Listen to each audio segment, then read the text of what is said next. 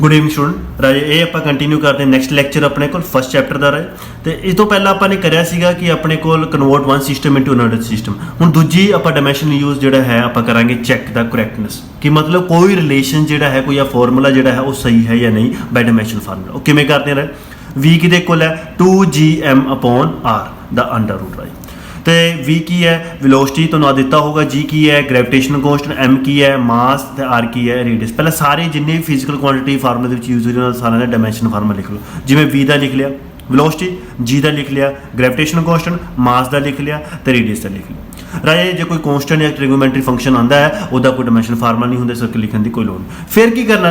left hand side से left hand side का dimension formula put करना राइट हैंड साइड से राइट हैंड साइड का जिमें वी का पुट करते LT -1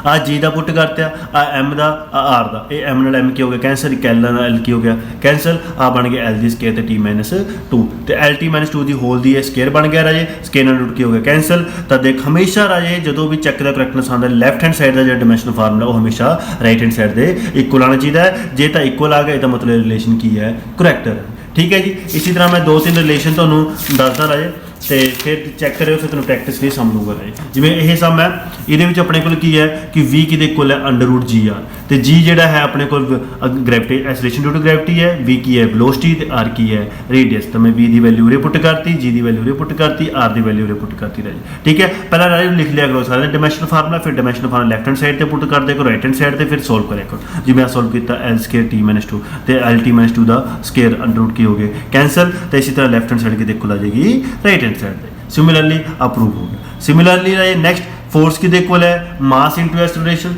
एफ की है फोर्स एम की है मास ए की है एक्सेलरेशन ड्यू टू ग्रेविटी सारे का डायमेंशनल फार्मूला फोर्स की जगह फोर्स की डायमेंशनल फार्मूला मास की जगह मास की जगह पुट किया आपने तो एक्सेलरेशन की जगह एक्सेलरेशन का डायमेंशनल फार्मूला पुट करता तो पुट करने तो बाद जो राइट हैंड साइड अपने को लैफ्ट हैंड साइड के इक्वल आ जाए सोल्व करके इसका मतलब रिलेशन की है रहे करैक्ट रहे तो ये सीगा राजे अपने को जो अपन क्या हो चैक द करैक्टनेस एक होर मैं तुहानूं ट्राई करना T = 2πL/G